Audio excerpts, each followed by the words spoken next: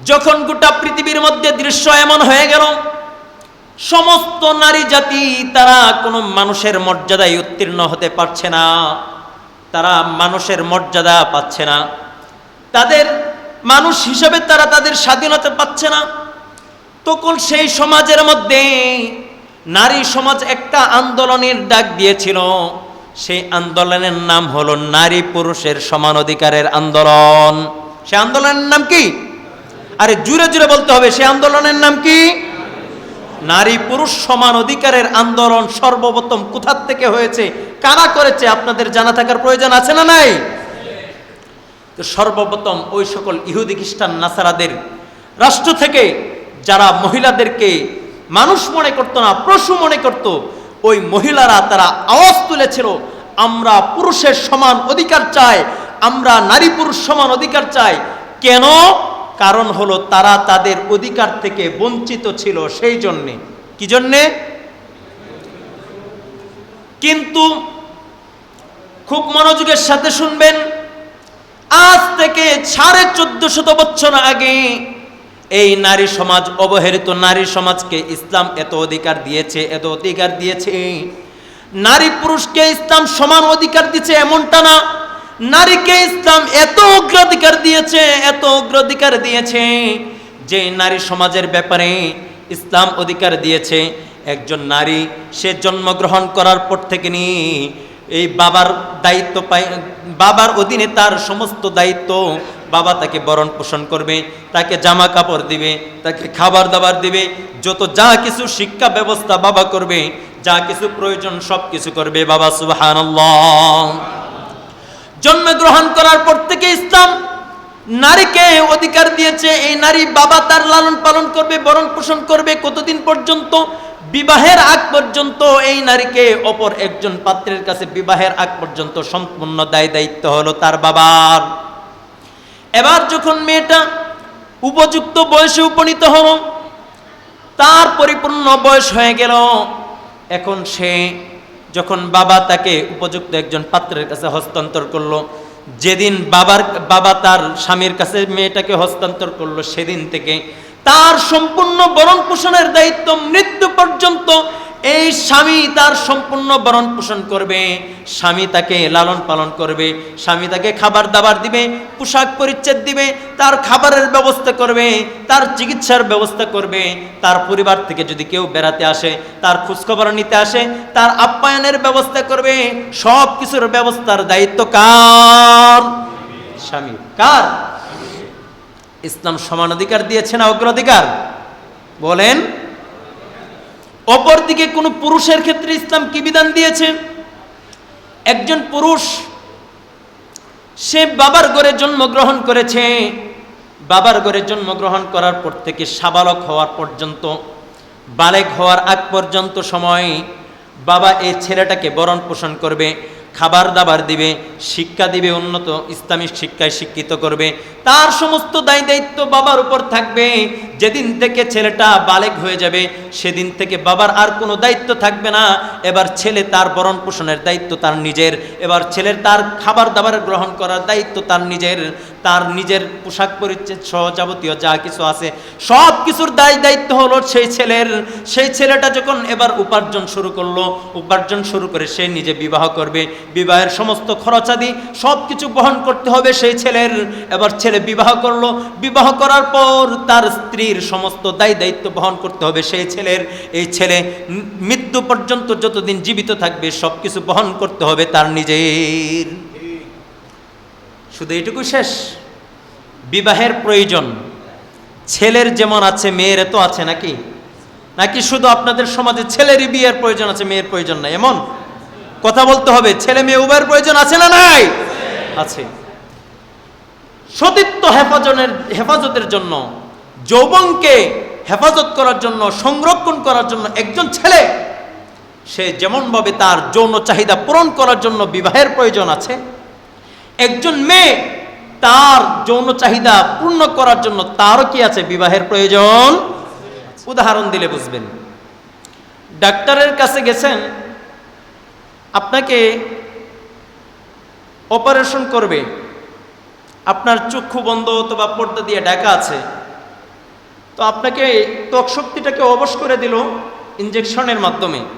এবার আপনার অঙ্গ প্রত্যঙ্গ সব কাটা শেষ, সব কাইটে কুটিয়া যা আছে ভিতর থেকে সব কিছু আপনাকে বের করে আপনার যে অঙ্গটুকুর মধ্যে সমস্যা হয়েছিল সেটাও কেটে ফেলল, আপনি টের পান নাই। এই যে আপনি টের পাইলেন না, এটা কিসের কারণে? আপনার ত্বক শক্তি যেটা আছে এই শক্তিটাকে দমন করে দিয়েছে, যার কারণে আপনি এখন টের পান নাই। অপরদিকে আপনি যদি আপনার এই শরীরের ত্বক শক্তিটাকে যদি দমন না করতো, অবশ না করতো, আর আপনার শরীরটাকে যদি কর্তন করতো, আপনি কি চিৎকারের ঠেলা থাকতে পারতেন? যন্ত্রণার ঠেলা পারতেন না। তাহলে একটা অনুভূতি শক্তি, এই অনুভূতিটা শক্তি আপনি অর্জন করলেন কিসের মাধ্যমে? ত্বকের মাধ্যমে। কিসের মাধ্যমে? ত্বকের মাধ্যমে। আরো একটা শক্তি, সেটা হলো বিবেক শক্তি। বিবেকের মাধ্যমে আপনি একটা ভালো মন্দ এটা বুঝার একটা বিবেকের মাধ্যমে একটা শক্তি আপনার জ্ঞান অর্জন করতে পারেন আপনি বিবেকের মাধ্যমে। উদাহরণ দিলে বুঝবেন। মসজিদ থেকে বের হয়েছেন জুমার নামাজ আদায় করে, রাস্তায় হঠাৎ করে একটা সাপ দেখছেন, বিষাক্ত সাপ আপনার সম্মুখে এভাবে মাথা উঁচু করে আছে। দেখার সাথে সাথে আপনি কি করবেন? আশপাশ থেকে কোথায় লাঠি আর কোথায় কি আছে ওইটাকে নিয়ে সাথে সাথে আপনি তাকে আঘাত করলেন। এই যে আপনি তাকে আঘাত করলেন, কোন শক্তিটার মাধ্যমে আপনি এটা অর্জন করলেন? তাকে আঘাত করতে হবে বিবেক শক্তি। আপনার চোখে দেখার সাথে সাথে আপনার বিবেকে টাচ করছে, বিবেকে করাঘাত করছে যে এর আক্রমণ থেকে বাঁচতে হলে তোমার লাঠি দিয়ে আঘাত করতে হবে, ইট দিয়ে তাকে চাপা দিতে হবে, অথবা তোমার এখান থেকে দৌড় দিয়ে পালাতে হবে, অথবা তোমাকে আশ্রয় গ্রহণ করতে হবে তার আক্রমণ থেকে। এই যে আপনি এই জ্ঞানটা খাটিয়েছেন, এটা বিবেকের তাড়নায়। কিসের তাড়নায়? মুআজ্জাজ হাজিরিন, গোটা পৃথিবীর সমস্ত বিজ্ঞান, গোটা পৃথিবীর সমস্ত দার্শনিক, গোটা পৃথিবীর সমস্ত জ্ঞান গর্ব মানুষ যারা আছে, সকলের বক্তব্য হলো মানুষের জ্ঞান অর্জন করার জন্য, মানুষের জ্ঞান অর্জন করার জন্য হাতিয়ার শুধুমাত্র 6টা। কয়টা? এই যে আমি 6টা জ্ঞানের কথা বললাম, জ্ঞান অর্জন করার হাতিয়ার 6টা। এটা সারা দুনিয়ার সমস্ত দার্শনিক বিজ্ঞান তারা এই 6টা স্বীকৃতি দিচ্ছে।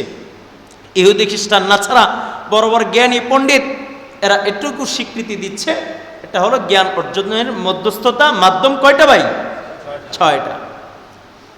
মুআজ্জাজ হাজিরিন, ইসলাম থিওরি দিচ্ছে শুধুমাত্র 6টা হাতিয়ারের মাধ্যমে জ্ঞান অর্জন করা সম্ভব না।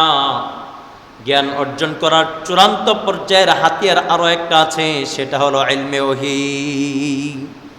বলেন সেটার নাম কি? 7 নাম্বার জ্ঞান অর্জনের আরো একটা হাতিয়ার, জ্ঞান অর্জনের আরো একটি মাধ্যম, সেই মাধ্যমের নাম হলো ইলমে ওহী।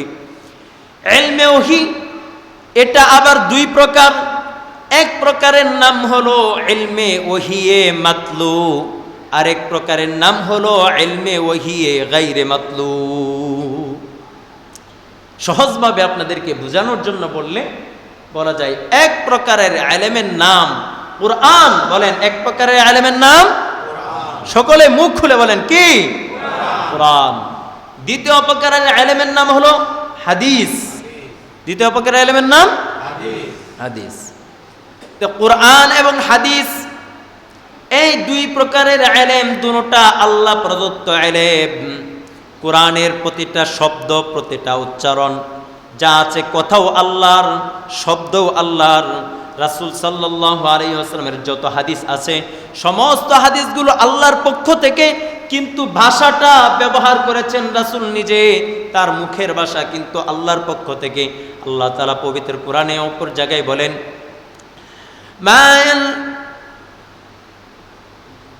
ইন হুয়া ইল্লা ওয়াহয়ুন ইউহা। রাসূল বলেন একমাত্র আমি রাসূল যা বলি, রাসূল যা উচ্চারণ করেন সবকিছু আল্লাহ প্রদত্ত। আল্লাহ তাআলা তাকে যা জানিয়েছেন তাই তিনি উচ্চারণ করেন। তাহলে রাসূলের হাদিস এটাও আল্লাহ থেকে, কিন্তু এটা রাসূলের জবানে, কিন্তু রাসূলের জবানে বলেছেন, কিন্তু আল্লাহর পক্ষ থেকে জানানো হয়েছে যেটা সেটাই তিনি বলেছেন। তাহলে ওহী কয় প্রকার? সবাই বলেন, এক হলো কোরআন আর একটা হলো হাদিস। এই কোরআন এবং হাদিস যদি আমাদের সম্মুখে না থাকে, তাহলে আমরা যত জ্ঞান অর্জন করি না কেন, আমরা বলেছি জ্ঞান অর্জনের মাধ্যম প্রথম বলেছি 6টা। দৃষ্টিশক্তি থাকে চোখে, ঘ্রাণ শক্তি থাকে নাকে, স্বাদ শক্তি থাকে জিহ্বায় বা জবানে, শ্রবণ শক্তি থাকে কর্ণে, ত্বক শক্তি থাকে স্কিনে, এরকম ভাবে বিবেক শক্তি যা থাকে মেধায়। এই সবগুলো মধ্যম দ্বারা যদি আমরা জ্ঞান অর্জন করি, দেখবেন পশু পাখির মতো তাদের চেয়েও নিকৃষ্ট হয়ে যাব আমরা।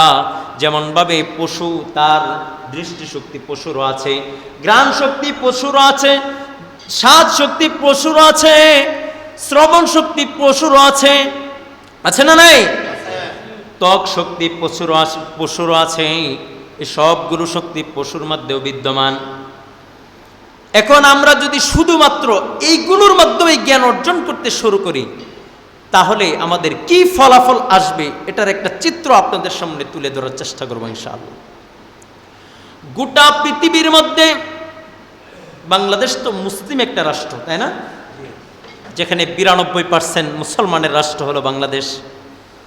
গোটা পৃথিবীর যত জাগতিক শিক্ষা ব্যবস্থা আছে, গোটা পৃথিবীর মধ্যে সবচেয়ে উন্নত রাষ্ট্র যেগুলো আছে, উন্নত শিক্ষা ব্যবস্থার যে রাষ্ট্র আছে, ইহুদি খ্রিস্টানদের রাষ্ট্র।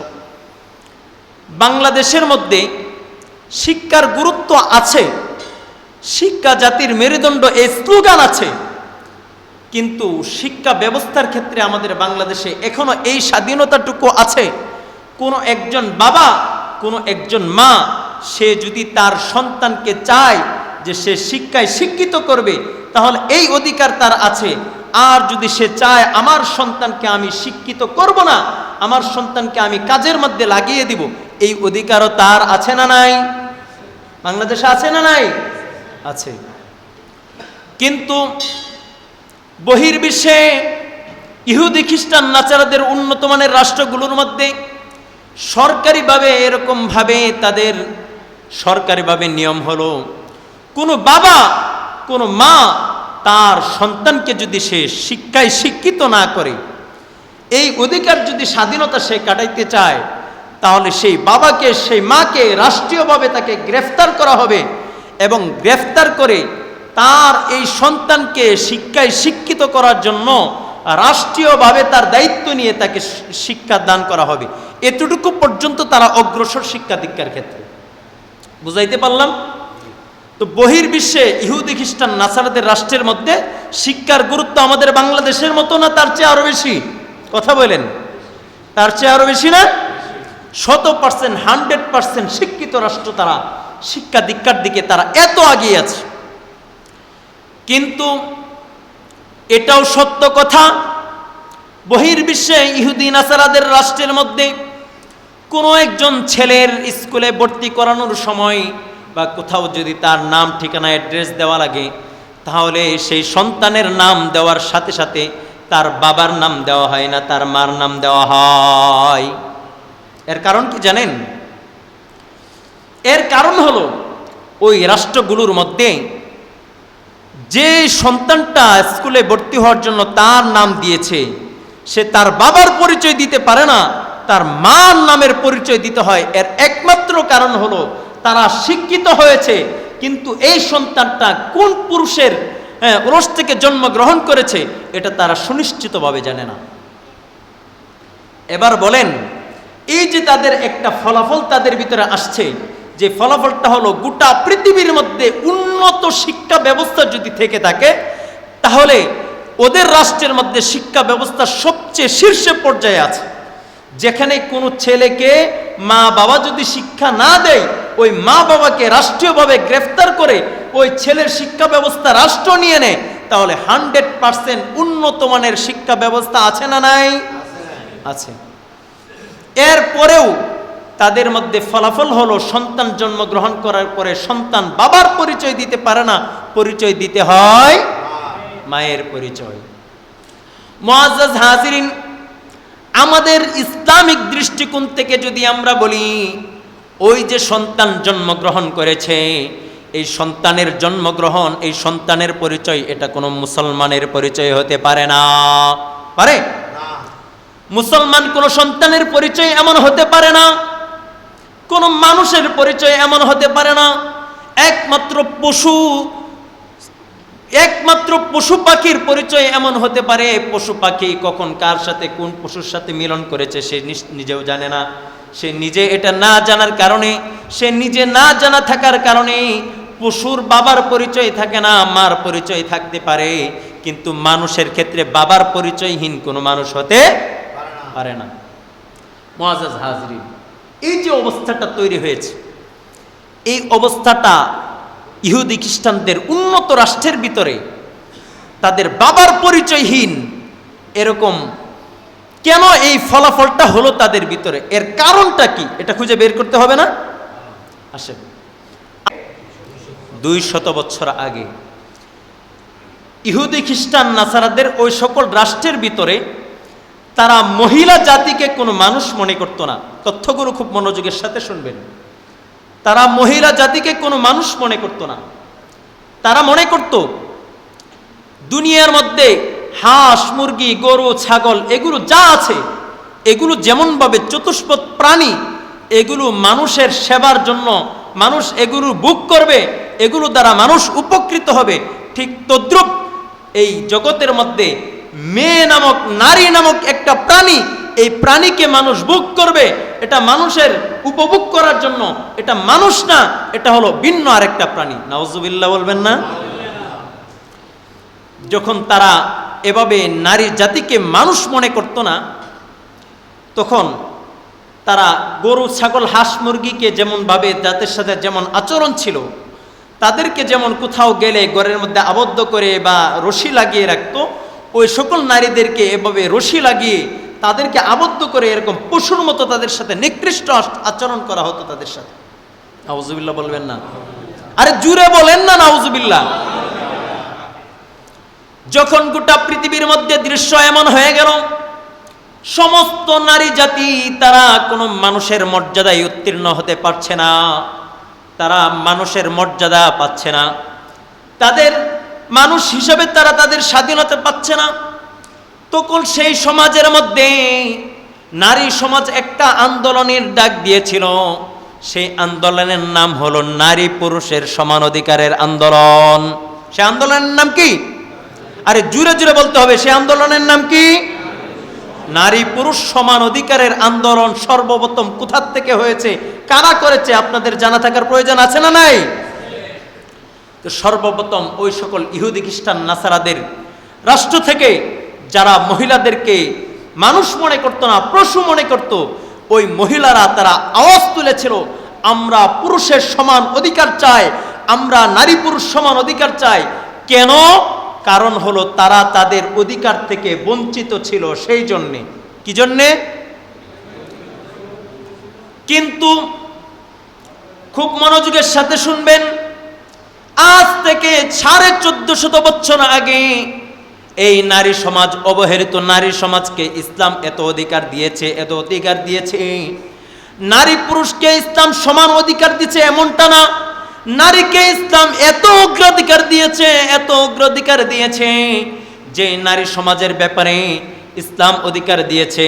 একজন নারী সে জন্মগ্রহণ করার পর থেকে নিয়ে এই বাবার দায়িত্ব পায়, বাবার অধীনে তার সমস্ত দায়িত্ব।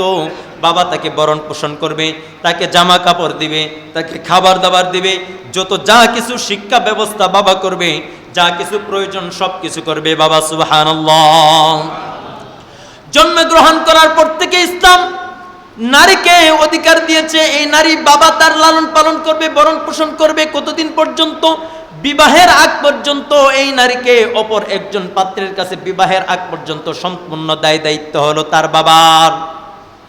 এবার যখন মেয়েটা উপযুক্ত বয়সে উপনীত হলো, তার পরিপূর্ণ বয়স হয়ে গেল, এখন সে যখন বাবা তাকে উপযুক্ত একজন পাত্রের কাছে হস্তান্তর করলো, যেদিন বাবা তার স্বামীর কাছে মেয়েটাকে হস্তান্তর করলো, সেদিন থেকে তার সম্পূর্ণ বরণ পোষণের দায়িত্ব মৃত্যু পর্যন্ত এই স্বামী তার সম্পূর্ণ ভরণ পোষণ করবে, স্বামী তাকে লালন পালন করবে, স্বামী তাকে খাবার দাবার দিবে, পোশাক পরিচ্ছদ দিবে, তার খাবারের ব্যবস্থা করবে, তার চিকিৎসার ব্যবস্থা করবে। তার পরিবার থেকে যদি কেউ বেড়াতে আসে, তার খোঁজখবর নিতে আসে, তার আপ্যায়নের ব্যবস্থা করবে। সব কিছুর ব্যবস্থার দায়িত্ব কার? স্বামী। কার? ইসলাম সমান অধিকার দিয়েছে না অগ্রাধিকার? বলেন। অপরদিকে কোন পুরুষের ক্ষেত্রে ইসলাম কি বিধান দিয়েছে? একজন পুরুষ সে বাবার ঘরে জন্মগ্রহণ করেছে, বাবার ঘরে জন্মগ্রহণ করার পর থেকে সাবালক হওয়ার পর্যন্ত, বালেগ হওয়ার আগ পর্যন্ত সময় বাবা এই ছেলেটাকে ভরণ পোষণ করবে, খাবার দাবার দিবে, শিক্ষা দিবে, উন্নত ইসলামী শিক্ষায় শিক্ষিত করবে। তার সমস্ত দায় দায়িত্ব বাবার উপর থাকবে। যেদিন থেকে ছেলেটা বালেগ হয়ে যাবে সেদিন থেকে বাবার আর কোনো দায়িত্ব থাকবে না। এবার ছেলে তার ভরণ পোষণের দায়িত্ব তার নিজের, এবার ছেলের তার খাবার দাবার গ্রহণ করার দায়িত্ব তার নিজের, তার নিজের পোশাক পরিচ্ছদ সহ যাবতীয় যা কিছু আছে সব কিছুর দায়িত্ব হলো সেই ছেলের। সেই ছেলেটা যখন এবার উপার্জন শুরু করলো, উপার্জন শুরু করে সে নিজে বিবাহ করবে, বিবাহের সমস্ত খরচাদি সব কিছু বহন করতে হবে সেই ছেলের। এবার ছেলে বিবাহ করলো, বিবাহ করার পর তার স্ত্রীর সমস্ত দায়িত্ব বহন করতে হবে সেই ছেলের। এই ছেলে মৃত্যু পর্যন্ত যতদিন জীবিত থাকবে সব কিছু বহন করতে হবে তার নিজের। শুধু এটুকু শেষ? বিবাহের প্রয়োজন ছেলের যেমন আছে মেয়ের তো আছে নাকি? নাকি শুধু আপনাদের সমাজে ছেলেরই বিয়ের প্রয়োজন আছে, মেয়ের প্রয়োজন নাই? এমন কথা বলতে হবে। ছেলে মেয়ে উভয়ের প্রয়োজন আছে না নাই? আছে। সতীত্ব হেফাজতের জন্য, যৌবনকে হেফাজত করার জন্য, সংরক্ষণ করার জন্য একজন ছেলে সে যেমনভাবে তার যৌন চাহিদা পূরণ করার জন্য বিবাহের প্রয়োজন আছে, একজন মেয়ে তার যৌন চাহিদা পূর্ণ করার জন্য তারও কি আছে? বিবাহের প্রয়োজন আছে। কিন্তু ইসলাম বলে এই ছেলে বিবাহে করার মাধ্যমে, ছেলে বিবাহ করেছে, বিবাহ করে তার স্ত্রীকে ঘরে নিয়ে এসেছে, এবার বিবাহ করার মাধ্যমে ছেলে নিজে মহারানা আদায় করবে, মেয়ের 1 টাকাও মহারানা আদায় করতে হবে না। মেয়ের পক্ষ থেকে কোনো যৌতুক নেওয়ার অধিকার ইসলাম দেয় নাই। দিছে? যৌতুকের বিধান ইসলাম কখনো দেয় নাই। দিয়েছে? না। কিন্তু ছেলে তার যৌন চাহিদা পূর্ণ করার জন্য সে মেয়েকে বিবাহ করে এনেছে, তারপরে তার ভরণ পোষণের দায়িত্বও নিয়েছে, আবার তাকে এক্সট্রা একটা বোনাস, তাকে এক্সট্রা ভাবে তাকে একটা উপঢৌকন হিসাবে তাকে মহারানাও আদায় করেছে। সুবহানাল্লাহ বলবেন না? নারীর অধিকার ইসলাম দিয়েছে নাকি অন্য কোন তন্ত্রমন্ত্র দিয়েছে? ইসলাম একমাত্র নারীর অধিকার কে দিয়েছে? ইসলাম। ইসলাম কখনো নারীর সমান অধিকার সাপোর্ট করে না, নারীকে অগ্রাধিকার দিতে হবে, এটা ইসলাম দিয়েছে একমাত্র। কে দিয়েছে? ইসলাম। এখন এই নারী যদি সমান অধিকারের স্লোগান নিয়ে আমরা আমাদের সমাজ, যারা ওই যে বলেছিলাম ইহুদি খ্রিস্টান নাসারাদের ওই সকল রাষ্ট্রের মধ্যে তাদের নারীদের কোনো অধিকার ছিল না, এজন্য তারা স্লোগান তুলেছিল আমরা নারী পুরুষ সমান অধিকার চাই, মনে আছে? কিন্তু আমাদের বাংলাদেশে মুসলিম রাষ্ট্রের মধ্যে, এখানে মুসলমানদের সন্তান, মুসলমানদের নারীরা কখনো কখনো এই ধরনের স্লোগান বলে তাদের মুখ থেকে তারা উচ্চারণ করে দাবি উত্থাপন করতে চায় আমরাও নারী পুরুষ সমান অধিকার চাই। নাউজুবিল্লাহ বলবেন না? এটা কি আমাদের জন্য নাকি তাদের জন্য ছিল?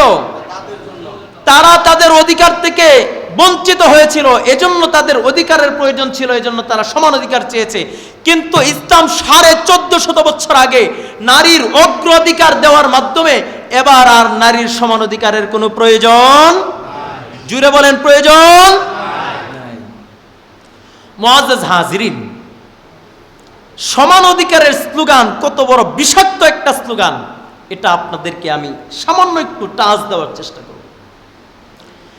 একজন নারী যখন বাংলাদেশ থেকে স্লোগান তুলবে আমিও সমান অধিকার চাই, নারী পুরুষ সমান অধিকার চাই, তখন সাথে সাথে কি ফলাফল দাঁড়াবে? পুরুষেরও যেমন অধিকার, নারীরও তেমন অধিকার। একজন পুরুষ বিবাহ করে তার স্ত্রীকে যেমনভাবে মোহর আদায় করেছে, 5 লাখ টাকা মোহর দিয়ে তার স্ত্রীকে বিবাহ করে এনেছে, পরের দিনই সেই স্বামী বলবে তোমাকে আমি বিবাহ করেছি, তার বাবার কাছে আবদার করবে আমাকে ঢাকা শহরে বাড়ি করে দিতে হবে, গুলশানে বাড়ি করে দিতে হবে, গাড়ি দিতে হবে, আমাকে ব্যাংক ব্যালেন্স দিতে হবে, এই দিতে হবে, সেই দিতে হবে। আমি তাকে যৌতুক হিসাবে এগুলোর আবেদন করবে না নাই? তোমার যেমন যৌন চাহিদা পূর্ণ করার জন্য, হ্যাঁ, তুমি আমার কাছে বিবাহ বসেছ, আমি আমার যৌন চাহিদা পূরণ করার জন্য তোমাকে বিবাহ করেছি, তোমাকে বিবাহ করে আমি মোহর আদায় করেছি, তোমার চাহিদা পূর্ণ করার জন্য তুমি আমার কাছে বিবাহ বসেছ, এবার তুমিও আমাকে যৌতুকের চাহিদা পূর্ণ করো। ঠিক না বে ঠিক? ঠিক তদ্রূপভাবে নারী পুরুষ সমান অধিকারের স্লোগান যখন তোলা হয় তখন কি বিষাক্ত ফলাফল আসবে। একজন পুরুষ সারাদিন কলকারখানায় এরকমভাবে সে সারাদিন যেমন শ্রম দিয়ে উপার্জন করে, নারীও তখন ঘর থেকে বের হয়ে সেও চিন্তা করবে আমিও উপার্জন করব। একজন পুরুষ যেমনভাবে রাতের বেলায় যেমনভাবে পার্কে সে ঘোরাফেরা করতে পারে, নারীও বলবে আমার অধিকার আছে, আমিও ঘোরাফেরা করব। একজন পুরুষ যেমন হোটেলের মধ্যে রাত্রে জীবনযাপন করতে পারে কোনো মানুষ ছাড়া, নারীও বলবে আমিও সেখানে থাকতে পারবো। যেমনভাবে ক্লাবের মধ্যে একজন পুরুষ বসবাস করতে পারে, নারী বলবে আমিও সেখানে আমার স্বামী ছাড়া কোনো পুরুষ ছাড়া আমিও অধিকার নিয়ে আমি সেখানে থাকতে পারবো। সমান অধিকারের কুফল এগুলো, সমান অধিকারের কুফল। মনে আছে কিনা আপনাদের ইহুদি খ্রিস্টান নাচারাদের তাদের ছেলে মেয়েদের পরিচয় মায়ের নামে হয়, কোনো পুরুষের নামে হয় না। কারণ একটাই, তারা স্লোগান তুলেছিল আমরা নারী পুরুষ সমান অধিকার চাই। এই স্লোগান যখন বাস্তবায়ন হয়েছে তখন একজন পুরুষ যেমনভাবে ক্লাবে তার রাত্রি যাপন করতে পারে, তাদের রাষ্ট্রের মধ্যে একজন মহিলাও ক্লাবে রাত্রি যাপন করতে পারে। একজন পুরুষ যেমনভাবে সে বিভিন্ন জায়গায় পর্যটক দর্শনীয় স্থানে সেখানে গিয়ে রাত্রে স্থাপন করতে পারে, রাত্রি যাপন করতে পারে, একজন নারীও বিভিন্ন জায়গায় যায় সে রাত্রি যাপন করতে পারে। একজন পুরুষ যত জায়গায় যাইতে পারে একজন নারীও তত জায়গায় যাইতে পারে। তাদের রাষ্ট্রের মধ্যে এরকমভাবে একজন নারী তার স্বাধীনতা, তার নারী পুরুষ স্বাধীনতার এই অধিকার প্রয়োগ করে সে যে কোনো পুরুষের সাথে সে মিলামিশা করার অধিকারও প্রয়োগ করে, যার কারণে এই কুফল হয়েছে। একটা পশুর থেকে যেমনভাবে বাচ্চা হওয়ার সময় তার পিতৃ পরিচয়হীন হয়, ঠিক তদ্রূপভাবে তাদের এক একটা পুরুষ জন্মগ্রহণ এক একটা সন্তান জন্মগ্রহণ করে পশুর মতো। ঠিক না ঠিক? মুআজ্জাজ হাজিরিন, এজন্য আমি বলতে চাই বাংলাদেশের মধ্যে যারা নারী পুরুষ সমান অধিকারের স্লোগান তোলে তাদের এই স্লোগান যদি বাস্তবায়ন করা হয় তাহলে ইহুদি খ্রিস্টান নাসারাদের মতো আমাদের বাংলাদেশেও কুফল বয়ে আনতে বেশি দেরি নাই। মুআজ্জাজ হাজিরিন, আমার মূলত আজকে নারী পুরুষ সমান অধিকার নিয়ে আলোচনা করা আমার বিষয়বস্তু না। আমার বিষয়বস্তু হলো প্রকৃত শিক্ষা কোনটি এবং ইসলামের শিক্ষা কেন। তাদের রাষ্ট্রীয়ভাবে কোনো বাবা যদি তার সন্তানকে শিক্ষায় শিক্ষিত না করে তাহলে তাকে গ্রেফতার করে রাষ্ট্রের অধীনে তাকে শিক্ষা দেওয়া হয়, তাহলে 100% শিক্ষা ব্যবস্থা তাদের মধ্যে আছে না নাই? আছে। কিন্তু এরপরেও তাদের থেকে যে ফলাফল আমাদের সামনে আসছে সেটা হলো পশুর থেকে নিকৃষ্ট ফলাফল। কিসের থেকে নিকৃষ্ট ফলাফল?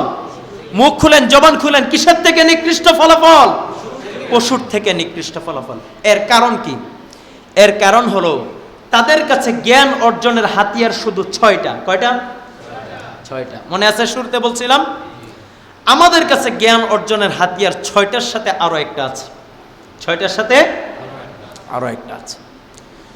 যতক্ষণ পর্যন্ত এই 7ম প্রকার জ্ঞান অর্জনের মাধ্যম আমরা গ্রহণ না করব ততক্ষণ পর্যন্ত আমাদের অবনতি পশুর চেয়ে নিকৃষ্ট, প্রচুর চেয়ে নিকৃষ্ট। নাউজুবিল্লাহ। মুআজ্জাজ হাজিরিন, এজন্য 7ম নাম্বার জ্ঞান অর্জনের যে হাতিয়ার সেটা আমাদের গ্রহণ করতেই হবে। রাসূল সাল্লাল্লাহু আলাইহি ওয়াসাল্লাম হাদিসের মধ্যে বলেন তালাবুল ইলমি ফারিদাতুন আলা কুল্লি মুসলিম। প্রত্যেকটা মুসলমান নর ও নারী তার উপর ইলমে দ্বীন শিক্ষা করা ফরজে আইন। ইলমে দ্বীন শিক্ষা করা কি? ফরজে আইন। ইলমে দ্বীন শিক্ষা করতেই হবে। তবে হ্যাঁ, সুযোগ আছে, আপনি বড় ডাক্তার হবেন, হতে পারেন, আপনি বড় ইঞ্জিনিয়ার হবেন, হতে পারেন, আমাদের প্রয়োজনীয়তা আছে। বড় বড় দেশে বিল্ডিং নির্মাণ করা হবে, অনেক কাজ করা হবে, আপনাদের সহায়তা আমাদের অবশ্যই প্রয়োজন আছে। উন্নত চিকিৎসা ব্যবস্থা গ্রহণ করার জন্য অবশ্যই আপনার কাছে আমরা যাব, যারা ডাক্তার হয়েছেন আপনাদের কাছে যাব, অবশ্যই প্রয়োজন আছে ডাক্তার হওয়ার। অবশ্যই আপনার বড় বড় বিজ্ঞানী হবেন আপনি। বিজ্ঞানী না হলে আমরা এই যে এত উন্নতি প্রযুক্তি কিভাবে গ্রহণ করতাম, অবশ্যই প্রয়োজন আছে বিজ্ঞানী হবেন আপনি, হন। অবশ্যই জাগতিক শিক্ষার প্রয়োজন আছে, হন। তবে কথা হলো আপনার কোরআন হাদিসের যতটুকু জ্ঞান অর্জন করা ফরজ আইন সেটা আপনার অবশ্যই লাগবে, সেটা আপনার অবশ্যই লাগবে। এজন্য আমাদের 100% 92% আমাদের মুসলিম রাষ্ট্র হিসাবে আমাদের দাবি হলো এই রাষ্ট্রের মধ্যে যদি কোনো শিক্ষা ব্যবস্থা চালু থাকে সেই শিক্ষা ব্যবস্থার মধ্যে বাধ্যতামূলকভাবে কোরআন এবং হাদিসের জ্ঞান অবশ্যই বাধ্যতামূলকভাবে চালু করতে হবে। ঠিক না ঠিক? মুআজ্জাজ হাজিরিন, কিন্তু আজ আমাদের দুঃখের বিষয় হলো আজ আমাদের বর্তমান শিক্ষা ব্যবস্থা এত অবনতি হয়েছে যে শিক্ষা ব্যবস্থা গ্রহণ করার পর একটা মানুষ তার নতুনভাবে ইসলামকে অস্বীকৃতি দিয়ে তার মুখ দিয়ে আনুষ্ঠানিকভাবে তার খ্রিস্টান হওয়া বা তার নাস্তিক হওয়ার প্রয়োজন নাই। সে এই শিক্ষা ব্যবস্থা গ্রহণ করার পর অটোমেটিকলি সে নাস্তিক হয়ে যায়। নাউজুবিল্লাহ বলবেন না? আরে জুড়ে বলেন না নাউজুবিল্লাহ। কেমনে? এখন বর্তমান শিক্ষা ব্যবস্থার মধ্যে ইহুদি খ্রিস্টানদের এমন থিওরি ঢুকিয়ে দিয়েছে। আমাদের আল্লাহ তাআলা বলতেছেন মানুষ সৃষ্টি করেছেন, আল্লাহ তাআলা মানুষকে সৃষ্টি করেছেন আশরাফুল মাখলুকাত, তিনি মানুষকে সৃষ্টি করেছেন হযরত আদম আলাইহিস সালাতু ওয়াস সালাম থেকে, মাটির থেকে আমাদেরকে সৃষ্টি করেছেন। এটা আল্লাহ তাআলা কোরআনে কারীমের বিভিন্ন জায়গায় এই ঘোষণা দিয়েছেন। কিন্তু বর্তমান ডারউইনের মতবাদ যে বিজ্ঞান বইয়ের মধ্যে ঢুকিয়েছে বা যারা স্কুল কলেজের শিক্ষা ব্যবস্থায় যে ঢুকিয়েছে, এই মতবাদ বলছে যে মানুষের সৃষ্টি হলো বানর থেকে। এটা সম্পূর্ণভাবে একটা নাস্তিক্যবাদ মতবাদ। এই মতবাদ যারা বিশ্বাস করবে, আমাদের কোমলমতি ছেলেরা যখন, মুসলমান বাচ্চারা যখন স্কুল কলেজে পড়াশোনা করে এই মতবাদ গ্রহণ করে নেবে, অটোমেটিকলি তার ইমানের এই সম্পদটুকু সে হারিয়ে ফেলবে। জুড়ে জুড়ে নাউজুবিল্লাহ বলবেন না? মুআজ্জাজ হাজিরিন, এজন্য আপনাদের কাছে আমার দাবি, আপনাদের কাছে এই মেসেজটুকু আমি দিতে চাই যে একজন বাবা হিসাবে, মুসলিম বাবা হিসাবে আপনার ছেলে, আপনার মেয়ে, তাদেরকে ইসলামী শিক্ষায় শিক্ষিত করা এটা আপনার উপর দায়িত্ব, কর্তব্য। অবশ্যই আপনার এটা পালন করতেই হবে।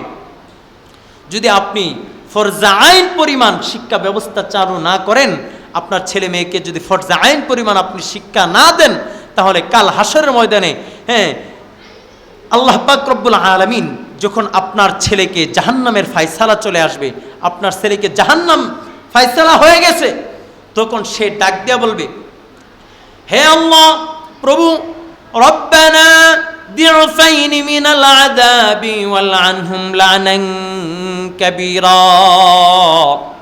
হে প্রভু, আমি যে গুনাহগার, আমি যে আজকে জাহান্নামের ফায়সালা আমার হয়েছে, আমার তো জাহান্নামে যাইতে হবে, জাহান্নামে আমার যাইতে হবে। কিন্তু আমি আজকে যাদের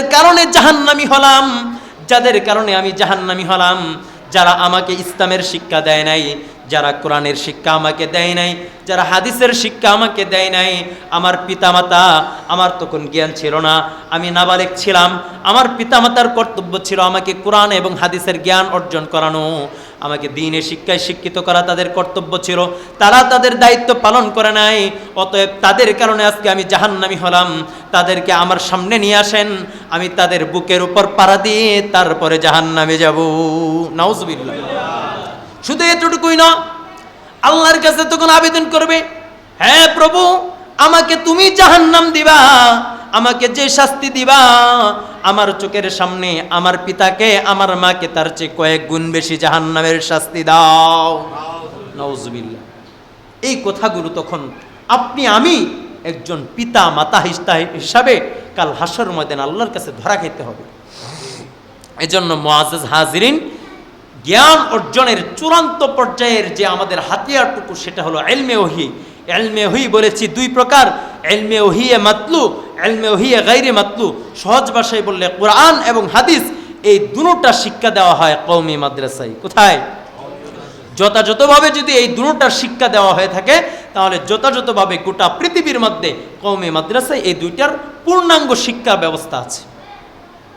এজন্য এখন বর্তমান আলহামদুলিল্লাহ সুম্মা আলহামদুলিল্লাহ আমাদের বর্তমান মাদ্রাসাগুলো এত সুন্দর হয়েছে, আপডেট হয়েছে যে মাদ্রাসাগুলোর মধ্যে যেমনভাবে আরবি বিষয়গুলোর সাথে সাথে সমন্বয়ে জাগতিকভাবে চলাফেরার জন্য বাংলা, ইংরেজি, গণিত, এই সমস্ত বিজ্ঞান, ভূগোল, ইতিহাস, সমাজ, এগুলো সাবজেক্টও সমন্বয় করা হয়েছে, একত্রিত করে। এখন আপনি যদি আপনার ছেলেকে, আপনার মেয়েকে আপনি নিয়ত করেন আমি ভালো ডাক্তার বানাবো, আমি ইঞ্জিনিয়ার বানাবো, আমি ভালো দুনিয়াবি কোনো জাগতিক শিক্ষায় শিক্ষিত করব, এই মেয়েটাকে, এই ছেলেটাকে আপনি যদি প্রাথমিক পর্যায়ে কোনো একজন বাংলা, ইংরেজি, অঙ্ক সমন্বয়ে, ইতিহাস, ভূগোল সমন্বয়ে কোনো একটা প্রতিষ্ঠানে ভর্তি করে দেন, সে প্রাইমারি পর্যন্ত 5 পর্যন্ত যদি তাকে এখানে পড়ান, সে এখান থেকে তার কালিমা বিশুদ্ধ করতে পারবে, কোরআন শিক্ষাকে বিশুদ্ধ করতে পারবে, দোয়া মাসালাগুলো সে পরিপূর্ণ শিখতে পারবে,